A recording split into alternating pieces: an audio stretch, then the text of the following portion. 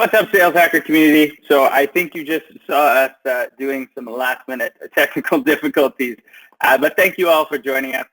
Welcome to another Sales Hacker webinar.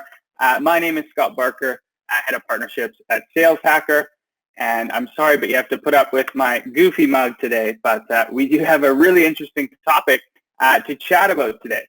And the topic is how Allego grew sales by 5,401% in 3 years.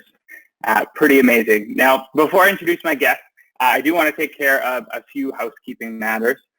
This will be an interview-style session, and we will be recording this, and it'll be available afterwards in case you need to jump off or want to share it out with a colleague. As you know, we love our webinars to be interactive, so with this in mind, please feel free to go to the chat feature, introduce yourself, name, title, size of company, size of your sales team. I know I want to hear from you. Our panelists want to hear from you, so jump in. For this one, we will be answering relevant questions throughout and then have a little Q&A at the end as well.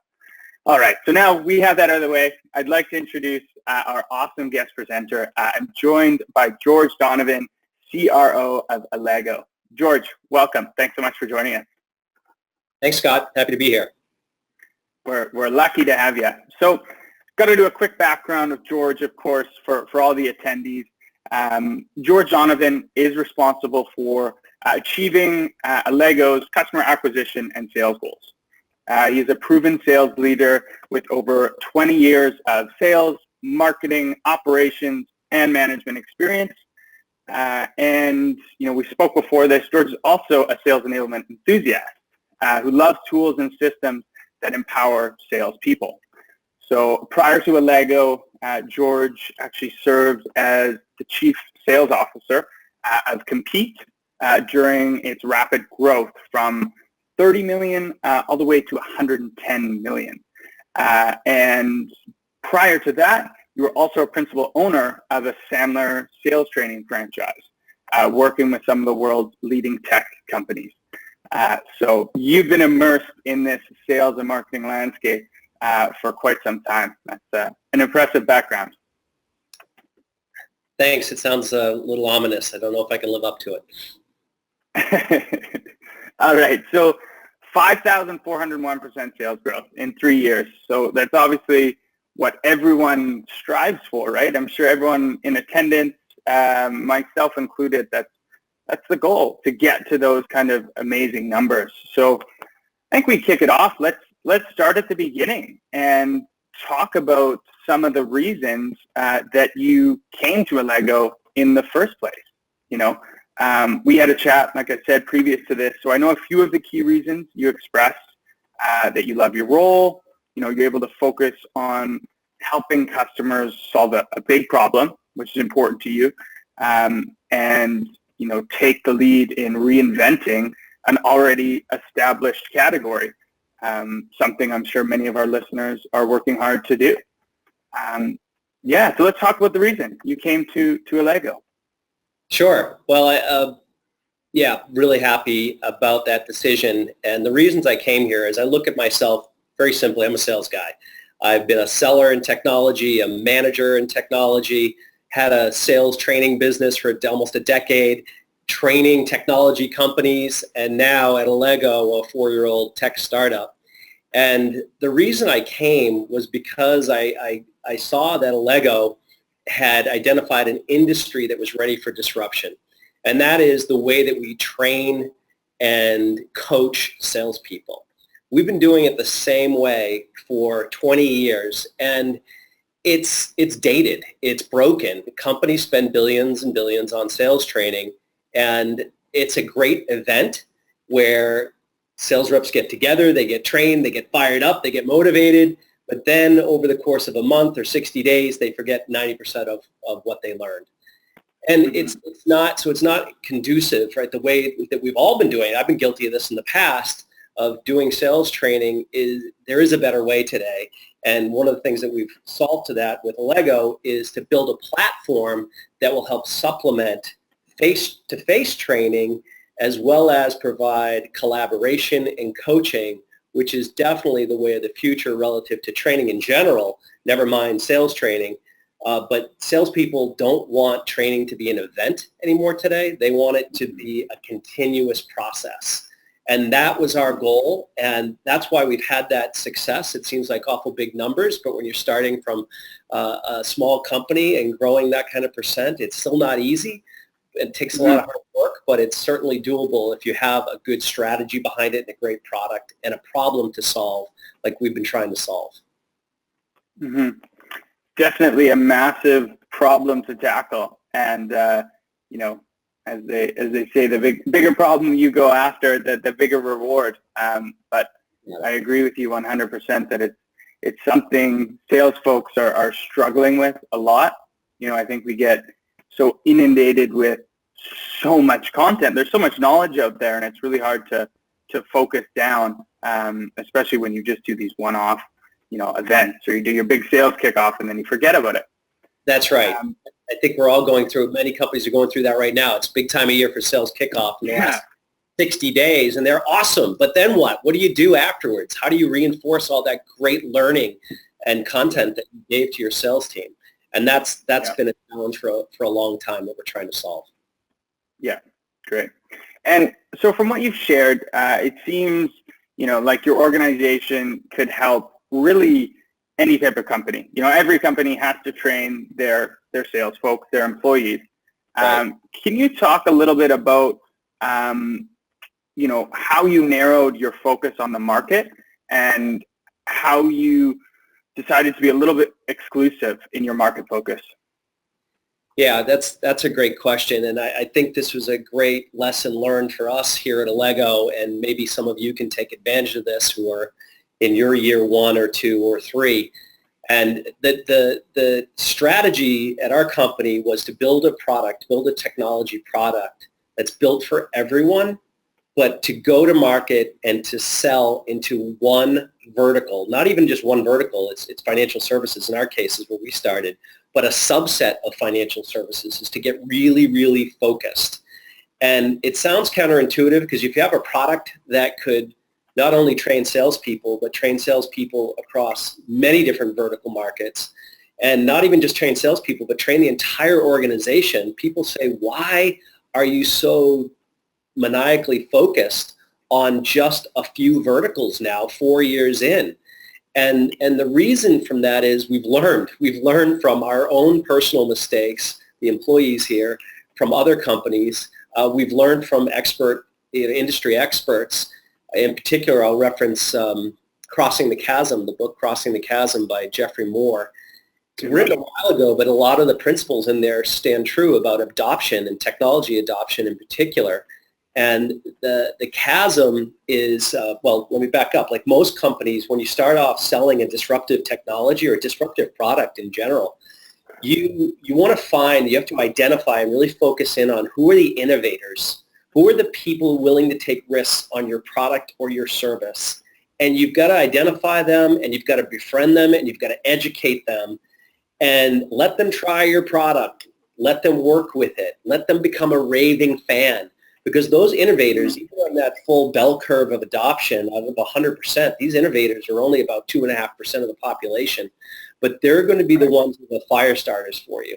So if you can get them passionate about what you're doing, they're going to introduce you to that next group of buyers, which is referred to as the early adopters. And then, as the book references, to cross the chasm is where most companies fail. And this is when a technology or a product is still early in its life cycle, and it hasn't got to that tornado stage where everybody knows about it and everybody wants to buy it. You still have to sell it and disrupt and displace. A lot of companies try to do too much too early. They'll try to expand their reach to multiple verticals or sell their product for use cases it really wasn't intended for. And that's a mistake that many of us have made, and we learned from that here at Allego. We really focus in on our core customers and make them wild fans of us, so they just want to spread the word, and we help them succeed. Yeah. It's a great strategy, and I've definitely been on the other end of it with right. startups, right? Where you see all this green space in front of you, and you're like, our product can do everything. Like, let's go. And then, you know, you're not only does it stretch your sales team's focus, but it also you kind of get your product morphs into something that it wasn't really intended to be, because you're getting pushed in all these ways. There's all these new feature requests coming out, and you're just trying to keep too many people happy. Yeah, it's tough. It's really tough. You're absolutely right. We fight it every day. You know, our temptations every day want to take us in different directions, and we have to say, nope, stick to the plan. We're doing well. Stick to the plan. We'll get there. But when you think about it, it really is easier, Scott, because if you're going out to all these different markets and different personas, you have to have different messaging, different marketing, different pricing models, perhaps. You have to have different service models, and that's hard to manage as a small company. So it sounds counterintuitive to narrow who you want to sell to very finely, but it does make a lot of sense when you're executing on it day in and day out. Definitely. And I think that's the appropriate time to answer a question here from Lindsay Farley. So Lindsay, thanks for your question. And Lindsay's asking, so it's basically around how do you find who your ideal client is? You know, Lindsay said she's had a different client, and she's worried that if she only focuses on this one, they won't buy. So basically, I think it's how do you go about finding that ideal customer profile? Yeah, a lot of test marketing. It really is. First of all, you have to define it. Who do you think it is? Take your best shot at it and develop your ICP in great detail. And then you try to go out to your network and identify who are these people? Who do we know? And that's who you start with, because those people in your network are more likely to trust you and try your product. And then it doesn't take much. You get a few strong influencers, people who are strong personalities, but also very vocal and like to go to conferences and sit on panels. They're the ones who will amplify your message and their success. And then that allows more ICPs, or ideal customer profiles, to come out of the woodwork and say, hey, I want to talk to you too. And then you get a really clear picture of what that persona looks like, so you can identify them and go after them proactively. Yeah, it was a great answer. And Lindsay, I hope that answered your question there. And all right, so bringing it back. So you talked about a very focused, a very disciplined approach to sales, and this crossing the chasm approach. Right. How does that translate to managing a growing sales team? You know, to hit 5,000%, your team has to grow. Any advice for hiring, and in particular for managing a growing millennial workforce, which is a huge hot topic these days? Ooh, we could go the rest of the time on this question. So yeah, it's hard. Let me just start off by saying it is really hard to get salespeople to continue to stay focused. I'm going to bet every day someone's calling me up or in my office saying, let's try this. So we've come up with a rule, and I encourage everybody to consider something like this if you are in a startup in your first 5 years. And the rule is, because of our focus, anything in your pipeline or anybody on your prospect list 90% of them have to be within our core verticals and within our ICP. And then we want to allow some flexibility, and one of our core tenets here is to allow people to take risks and fail. It's okay to fail at Allego, make mistakes, learn from them, and course correct quickly. So we allow salespeople to go after about 10% of their pipeline can be out of our core market. And the reason we do that is, A, it helps enforce our principles. B, it also, 1 in 5 of those may turn into our next ideal customer and our next market. So we do other testing in markets, testing in other markets, but we do it in a controlled way so that we can measure success and monitor success. So if we identify a market we don't want to be in, when that pops up on the radar next time, we'll know to walk away from that very quickly, because the market's just not ready for it yet. So I think that was the first part of your question. Second part of your question was around millennials. A critical component of the workforce today. Just to give some folks some stats, the millennials are the largest population within the workforce. They are, I want to say, 37% of the workforce today. And then you've got, and that age group runs anywhere from 18 to 34, I think, of the stats. And then the next grouping up is the Gen Xers, which I'm in, and that's the 35 to 53-year-olds. And then above that are the baby boomers. Well, you've got baby boomers retiring at the rate of 10,000 people a day in the United States, and you've got the millennials coming into the workforce at more than 10,000 a day. So what does that tell you? That tells you that they're a critical component of the workforce. And, you hear these stories that millennials don't want to work that hard and, they've been babied. And that's absolutely not the truth. I think that's just from managers who don't want to adapt to millennials if perhaps you're not one. So I would encourage everybody to understand the differences and respect the differences between the different age groups and the tenure of your sales team. And it's not one size fits all today. We find ourselves treating our group, certain things are collective, and then certain things are separate based on experience and tenure. And I'll give you a couple of examples. One is and we were started, our first handful of salespeople were all Gen Xers. They were older, and you do that because you're a function. When you have a startup business, you need people with a breadth of experience who can wear multiple hats. So you're looking for people with a lot of experience and tenure. But then since then, we've hired a whole bunch of millennials. And so the things that we've identified is that they like to be trained differently. They're much more collaborative in nature. They want to share win stories, losses. They want to talk about their losses. They want to talk about their wins. They want to brainstorm on how to win a deal. Where perhaps people like myself, who are Gen Xers or baby boomers, we were raised in a selling environment to be much more lone wolfish, somewhat like a maverick, right? You got trained, you got your territory, you got your phone, maybe your computer, and off you went. And there wasn't a lot of collaboration except maybe for an hour in a weekly meeting. That's not the case with the millennial workforce. They're constantly collaborating, and that's one of the reasons we've had success attracting millennials to Allego, is because that's part of what our platform does as well. We help salespeople learn and get coached and to collaborate, so it's been easy to attract that talent. Another thing you want to do differently, Scott, with millennials, in my experience anyway, is incentivize them differently perhaps. Sure, salespeople need to be incented by a compensation plan. But what I find in some of the more tenured people is that they're much more focused on what's my commission dollars and what's my W-2, which there's nothing wrong with that.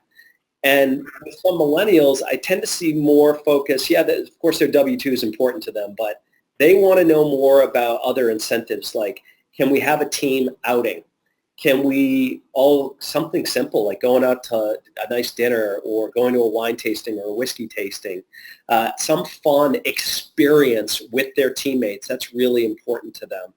And then the last point, Scott, is I would say feedback. They are much more hungry for feedback, and they're accustomed to feedback. Like I said, that collaboration. So if you're a manager of a millennial team, make sure you're putting mechanisms in place to give consistent coaching and feedback, because they want to know. And it's not just that they want to know what they're doing well. They really genuinely want to know how they can get better. So those would be points on hiring and retaining a millennial sales force. Yeah. Again, excellent points. And speaking from, a millennial perspective, I think you touched on real interesting things. So experience, visibility, and feedback. Those three things are very important to me, and they're very important to, I know, a lot of my peers. And I think, it comes from just the whole culture that we live in now. Social media, you get immediate like on something, or, you get that immediate gratification. And I think that's part of what drives millennials to want that feedback and that visibility throughout their peers. But very cool. Yeah, and the other thing, I was going to say, Scott, they're technology natives, right? They grew up with technology. You grew up with technology in your hand or in your lap, and you're constantly interacting and very accustomed to that. And of course, we're speaking generalities, right? There are plenty of baby boomers and Gen Xers who are technology whizzes, and they're super collaborative. But if I have to generalize, those are some of the differences. Yeah, definitely. Well, yeah, there's the flip side of it too, which is kind of scary. When you think of 10,000 baby boomers leaving the workforce a day, you got to think of the knowledge that we're losing, that if we don't have tools like Allego and systems to retain that knowledge, we're going to be losing out on a lot, which is a scary side of it as well. Agreed. Yeah. All right. So here is another question. It is hiring related, so let's Sure. dive into it. So Yeah. Lucas Ski is a startup entrepreneur, and he wants to know, in your experience, when do you start hiring folks? Is there a perfect time? There's never a perfect time. I would say the time, one general rule that we follow here at Allego, and it was in the marketing highlight reel for this webinar, is that we've been fortunate enough to be cash flow positive since day one. And the reason we did this, and this is more of a what not to do than what to do, but don't get too far over your ski tips. Don't spend too much too early. Let sales guide your growth, because the worst thing you can do as an early stage company is get too much in debt, as we all know. Of course, most of us do need to raise some money and put money into the business. But if you can let sales guide your business, that's key. So what we did, and hopefully this helps answer the question, is, like I said, we hired some very tenured people early. So we hired, and I see the opposite strategy in a lot of startups where they say, I can't afford tenured people, so I'm going to hire people with very little selling experience because that's what I can afford.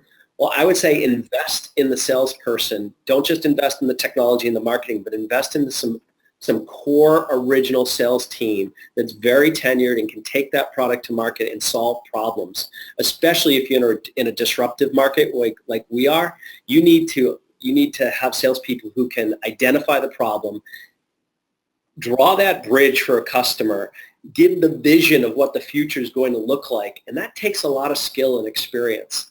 So I would just say maybe take a reverse lens from what I see with a lot of startups and save some money and invest some money in some strong, experienced salespeople up front that aren't going to take a year or two to train.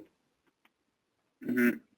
Strongly agree with that, for sure. I think that's, those tenured folks are going to be what your base is built on. And if you're starting from a weak base, well, it's just going to get weaker from there. Right. Great. So this is a somewhat related question. Okay. How do you ensure your growing sales team and whole organization actually stays focused on client success and building community? Yeah, that's a good one. I think a lot of companies claim this, is that you want to give your customers great service. So if you're selling a service, obviously you want to do that. If you're selling a product, you want to support the product with great service. But I referenced some core tenets that we follow here, and this is one of them: overserve your customer, white-gloved service. Now, why do we do that? We've been fortunate enough to have incredible customers, large Fortune 500 customers that are renewing at a rate of high 90s with us year after year. And one of the reasons we do this is through service. And yeah, we have a great platform, but if you don't couple it with service, it's not going to stay. And here's why. When you're in a disruptive space, your product can be fantastic. Like, I think Allego is great. It's simple, it's intuitive, it's easy to use. If you can text and take a selfie, you're good to go. But when you're implementing any technology at a customer site and you have to disrupt something, that means a change in process for them. It means developing new muscle memory for them. And that just doesn't happen with technology. You really need a strong service organization to hand-hold the customer through that change, especially in the first 30, 60, 90 days, maybe even 6 months for early adopters, because they're taking a risk and they have to redevelop the way they're doing their business to accommodate your technology or your product or your service. So we have to guide them through that. And a lot of times what they love and why we've had such incredible success with the customers and them referring us to more customers is because of our focus. And if you're in one vertical, they tend to know each other and they'll refer you to others. But also because of giving them that white glove service and bringing ideas to the table for them. So they may buy your product or your service for one reason and they accomplish that goal. But then if you're bringing ideas from other like customers to the table and saying, hey, now try this. Did you consider this? That's real value add. And again, we've all made these mistakes, and maybe some of the audience here has seen it too. We get so focused on selling, we sell the customer, we walk away and go get the next one. You can't do that when you're disrupting a market. You can't do that if you want to drive growth. You've got to make raving fans of your initial customer base, because that will just amplify for years on end. Right. Yeah. Makes total sense. And then, so does that mean investing almost as much in customer success as you do in sales? Oh man, good question. It's almost like this is a setup. So we have a general rule here where we're growing customer success always a little bit bigger than sales for that exact reason. Interesting. Yep. So another Very cool. That's a great approach. And I again, drawing from my past experiences, I could see that to save a lot of headaches. Because it's not, in my experience, that's not usually the case. It's usually sales first, customer success. We'll deal with that issue when we get there, when we have too many customers to handle, kind of thing. That's right. That's right. And truth be told, you can only do that for so long, right? Once the business really starts to take off and the customers mass up, your product and as the market matures and your product continues to mature, your service, you don't need as much customer success. But in those early years, like I said, when you're doing disruption and you're creating new muscle memory for your customer, you have to have that type of staffing to your customer success organization. Got it. Great. Let's go to another question here quickly. We've got Vadim Krees. Thanks for the question. So again, this one's sounds like it's around hiring. It's quite specific. So another startup entrepreneur, he is at 1.5 mil in sales for it's his first 12 months, low volume, long sales cycle, 3.5 million infrastructure sales to GovTech. How would you hire the right salesperson to take them to that next level? Oh, good question. So this is where the focus comes in. It sounds like you've done a great job so far, and you do have focus with GovTech. So I would just encourage you, there's a couple philosophies, and my general philosophy on hiring salespeople is hire the best available athlete. Hire the people with the right skills and the right attitude, and you can train them to sell anything, except early on. When you're hiring people early on, try to get people in sales who have been there and done that. So if you can find people with the experience in that industry, and let's face it, preferably a contact database of people that they can call on and to help shorten those sales cycles, that's critical. But that's where I would start, with a couple of those type people. And then as your business expands, you can afford to hire some of those less tenured people or less experienced in that industry and coach and train them up over months and a year or two to ultimately build out your sales team large. But that would be the advice in the beginning, is hire some people with experience. That's great advice. And that would be, so if you're given a sales rock star, but let's say he's in SaaS, and then you've got a good guy in GovTech, you'd go with GovTech guy at the beginning? Maybe of my first hire. I mean, ideally you want to find both, be patient and try to find both, find that rock star with the experience. I can't stress how much time we put into hiring the right people here. The most important thing you do is putting the right team on the bus. So if you take time and you really do your homework, then hopefully you can get both. I like it. And then bringing us back, so expanding on your last, we were talking about community. You shared that, Allego, you shared with me previous that you sold direct for the first 3 years, right? That was the strategy. You went all in financial services, but have since invested in a strong partner community. How has that helped drive your growth? And what can we as the listeners learn from that? Sure. Again, talk about hopefully lessons people can learn from my mistakes and our collective mistakes. But what I've seen with partner strategies, and you're right, we were direct sale for the first 3 years. In this last 12 months, we've built out a partner community. And the challenge or the mistake I see people make, and again, I've made it in the past, is you think, let me go fast and sign up any partner who's willing to sell our product. More feet on the street, the better. And in my experience, that's completely wrong. You don't want to do that in the early days. You really want to take your time to find the right, almost like we talked about the ideal customer profile, you want to find an ideal partner profile. You want to find partners that have a pain point that you can solve. And if you do it right, you fix this three-legged stool, which is you with your product or service, the partner with their product or service, and then the end customer with their experiences with both of you.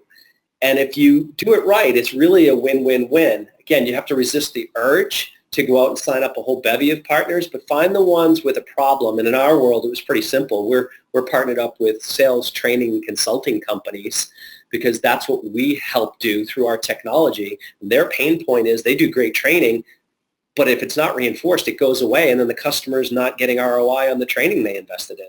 So if they supplement with that third leg of the stool being Allego, we help solve the problem for everybody. Partners happy because they're being retained by the customer. Customers happy, they're getting return on their training and consulting.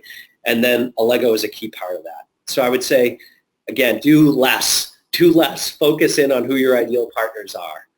In the beginning, always expand in years 3, 4, 5.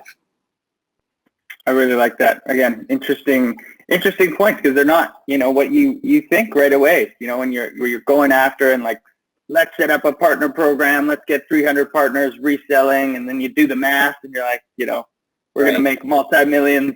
But, if those aren't supported and you can't support those partners, they're not going to, give you anything in return. So, I like it. Okay, so we have had great engagement from the audience. So thank you, attendees. And let's dive into some questions. If you're open, George, let's take a crack at some of these. Sure. All right. So here are, okay, so this is from Brianne Barrick. So she wants to know how you determine ramp time for a sales or sales development rep, and how do you decrease ramp time once established? Great question.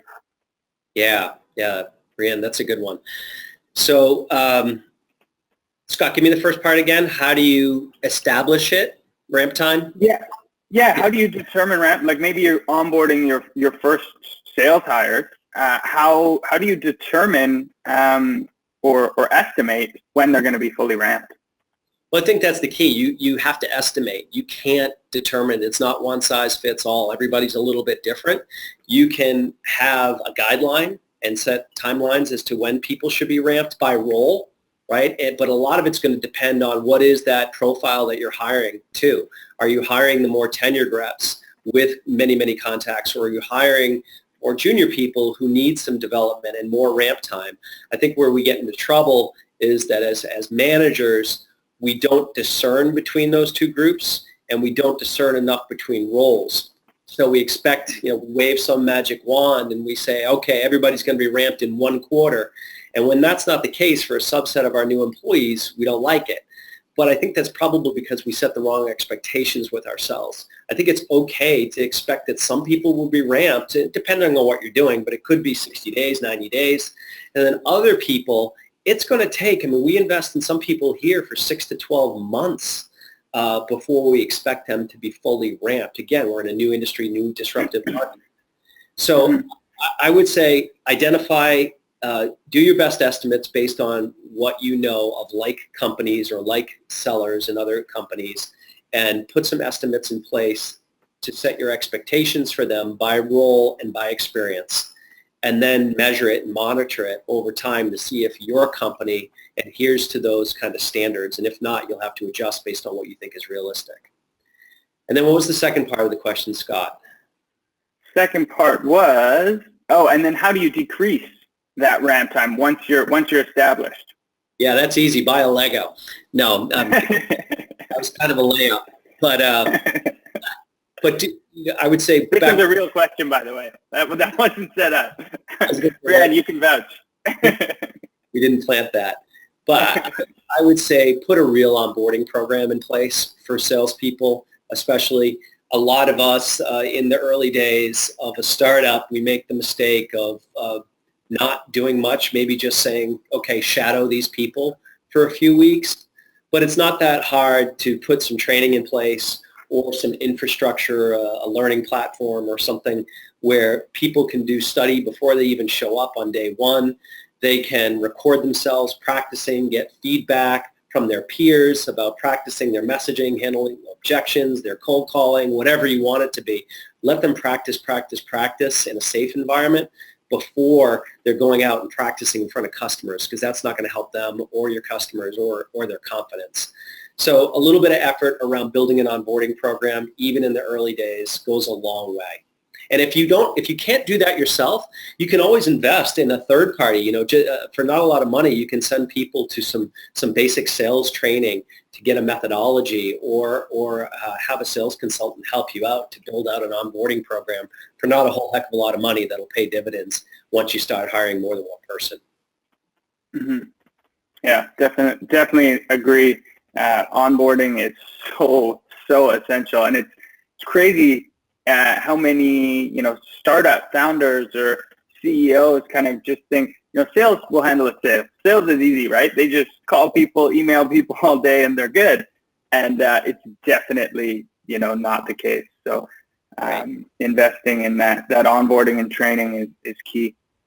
And we've got another question here from Michelle Bonavita-Cola. Do your reps do full cycle sales, or are you handing them leads from an SDR team? Oh man, great question. So up until probably 9 months ago, they were completely doing full cycle sales, our sales team. And because we're in a new space, there are not a whole lot of inbound leads. We're starting. As our market is maturing, we're starting to get more and more of that. But in the early, in the first 3 years, there were no inbound leads. So it was full sales cycle, digging up the prospect, making the engagement, educating the customer, taking them through our whole sales process, and working with them on their buying journey as the salesperson.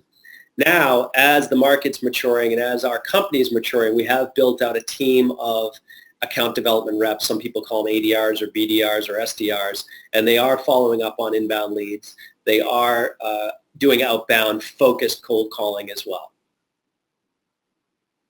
Awesome. And then a follow-up to that is, what tools are they using? Oh yeah, great question. We've tried a lot. I would say in the early stages, if you're in year 1, 2, probably 3, go with the market leaders.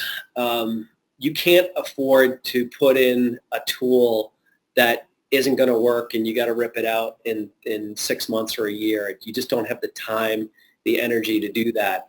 So go with the market leaders in the beginning, and then as you get a little bit more mature with your business, you can try some new, cool, exciting tools. And there's a bunch of them, right? There's a ton of sales enablement tools. So here, we have quite a few too. We use Salesforce.com as our CRM. We are using Outreach for our sales process and to help us with our marketing outreach, our sales outreach. We're using Marketo for marketing, and we're using Drift for our chat engine on our website. And we also are using ZoomInfo for data, as well as discover.org for data. So trying to build out our database with those tools and then market and sell to these people effectively, again, in a very focused way. Awesome. That sounds like a great sales deck you've got there. Love all those tools. All right, so let's bring it back. I actually have some questions. You obviously have such a wealth of knowledge, so I want to ask you kind of more of a broad question and let you get some of that knowledge out of your head there. So bring it back, what are a few more important areas of corporate advice you could share for companies that are looking to grow quickly? Corporate advice, huh? It's a good one. I would say that in the beginning, a lot of companies think about what is our culture, right? What do we want it to be? Is culture the leadership team? Is it the employees? Is it the space you work in? Does it come from the market, the product? Fact is, it probably comes from a little bit of all that. but getting your culture straight from the beginning is critical. And what is culture, right? It's really it's the way you want your employees to interact, communicate, behave, problem solving. That's what creates culture.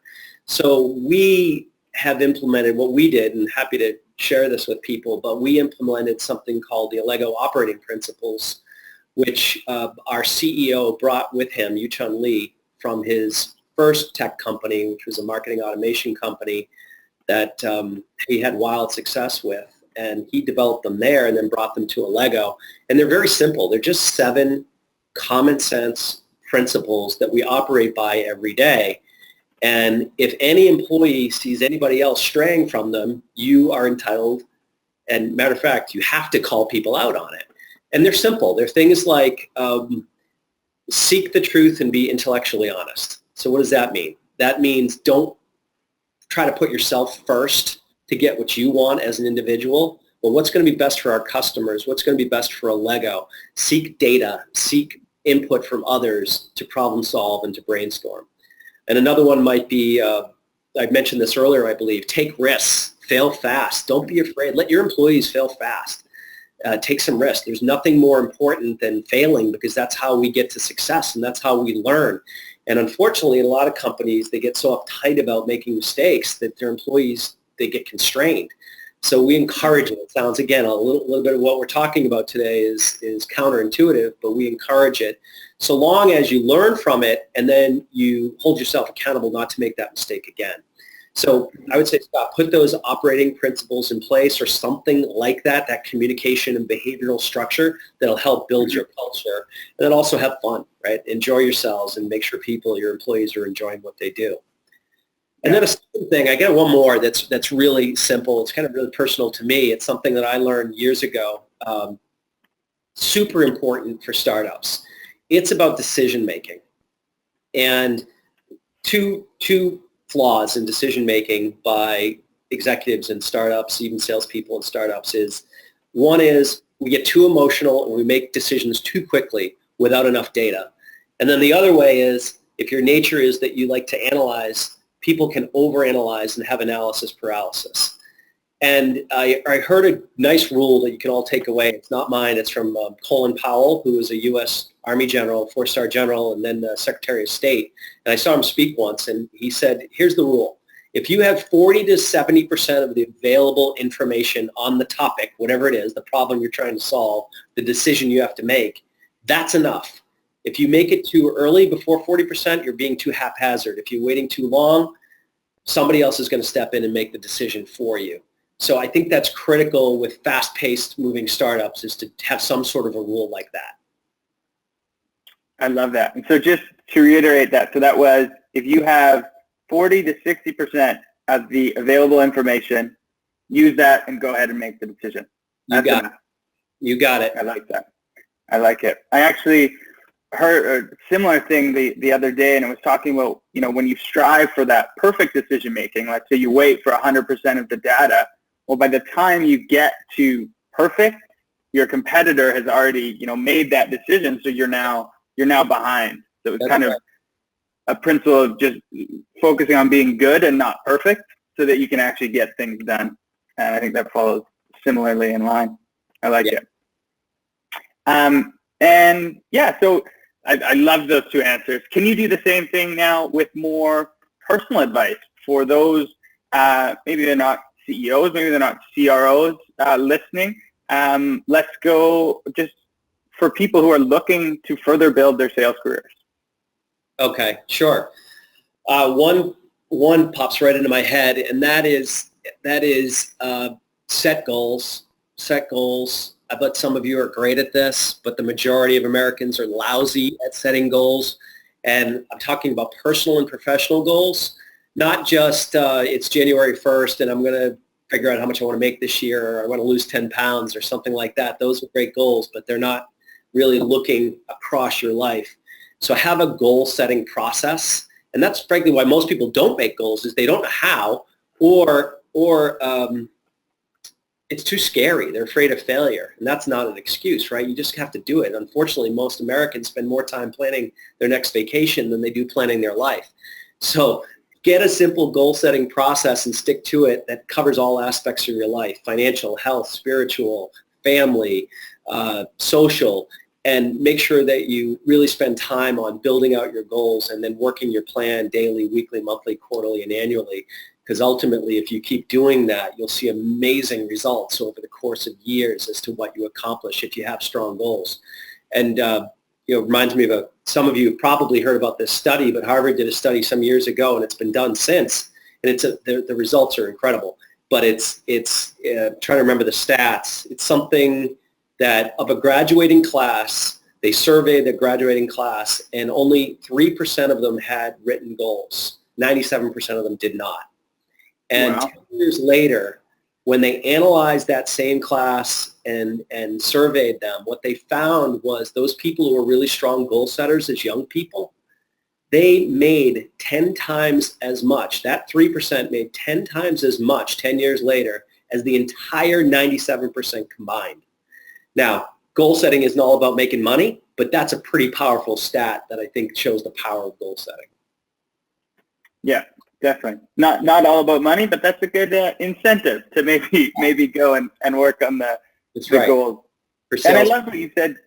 I love what you said there too about it's not just about, okay, this is how I'm going to be successful at work. You mentioned, these other factors that come into play to be a successful business person or navigate the business landscape. You got to make sure, the health, wealth, love, happiness, however you want to word these things, they're taken care of as well. You got it. I've got one more for you, one more quick one that just popped into my head. Mm-hmm.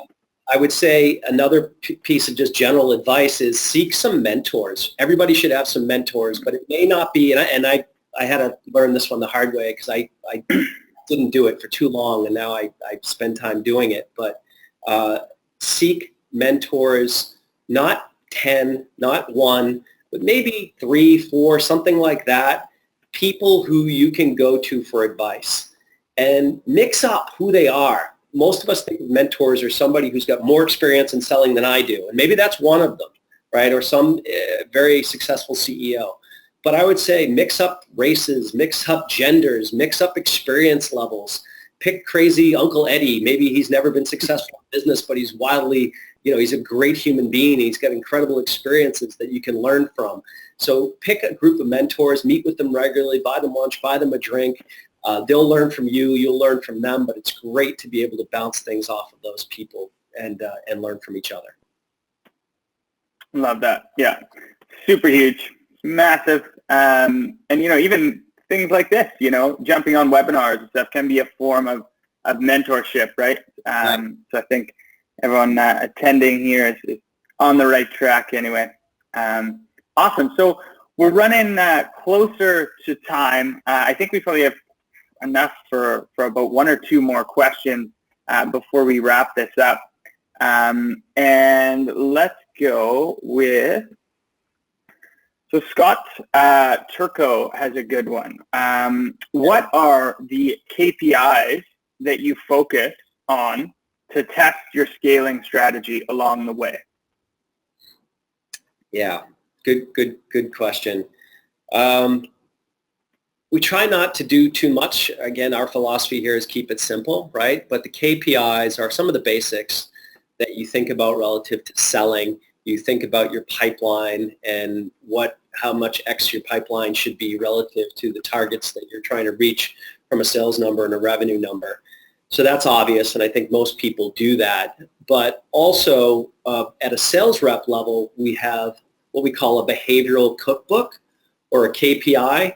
So every salesperson breaks down what they want to make, how they're going to hit their quota, how many deals does that take at an average deal size, how many meetings, how many demos, how many face-to-faces, how many phone calls, how many outreaches. So we really have it broken down. So there's no surprises. People know what they need to do every day to be successful, and they manage themselves according to their cookbook for success. It's like, that's the secret sauce. That's the recipe to be successful at Allego. And that's different from all companies, and you can figure that out on your own. So we have sales reps, goals, cookbooks. We have the pipeline.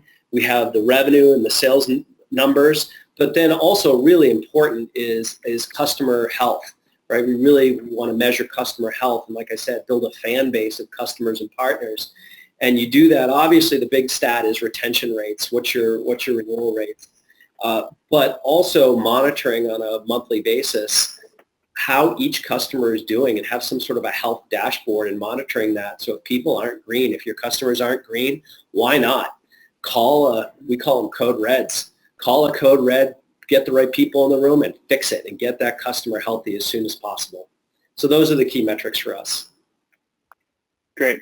And so on that one, when you do this sales cookbook with each rep, are you doing that on a yearly review, a quarterly review, a monthly review? Yeah, it's at least monthly. Sometimes it's more often than that. I mean, we're certainly looking at the pipeline weekly and talking about the pipeline weekly. And then we'll look at the behavior. We have dashboards that can measure some of that behavior. So we're tracking phone calls and demos and meetings through our sales automation tools, and we'll be able to see that, and we'll have full visibility into what each salesperson's doing, which is not so much to keep an eye on people, it's more to breed competition and have full transparency. That's another big tenet of Allego and what we do. We have full transparency from the CEO all the way down. Everybody sees every number and every metric. So that's just our belief system as to how we hold each other accountable. That's awesome. I like that. And all right. So, well, thank you, for the time and insight. This has been an amazing conversation. We covered a lot too, which is great. Just quickly, I know we talked a little bit about Allego, but for the attendees, how does Allego help sales and marketing professionals? Oh, sure. Yeah, I feel like I've talked about it a little bit throughout, but we are a sales learning, coaching, and collaboration platform. And the problems that we solve are that training problem that I identified earlier. But I'll give you a mental model to think about. When you think about your personal lives and how you learn today, what do? When you need an answer, you Google it, right? When you want to learn how to cook something at home or fix something at home, you go to a how-to video on YouTube. When you want peer feedback and collaboration, you go to your apps, you find out what restaurants people are recommending. You use apps to track your personal goals and help you be more healthy. All that's great, but when you go into your daily work lives, yeah, we have tools like Salesforce that help do our jobs, but particular to selling, what tool do you have that's accessible by every mobile device at any time, feeding you information that will directly help you do your job? And that's the vision for Allego. We are that platform to deliver information in short form videos to salespeople and ultimately all learners in corporate environments how to do their jobs better and more effectively and efficiently.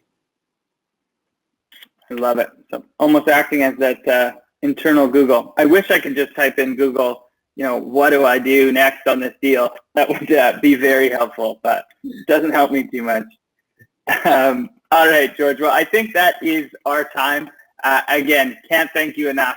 I thoroughly enjoyed this conversation. Hope everyone listening got some great takeaways. Thanks, everyone, for the great engagement as well. We got some excellent questions. Yeah, great. Yeah, awesome. Thank you. Well, great job. Thanks, George. And thank you, everyone, for joining us today. Yeah, we'll end it there. Thanks.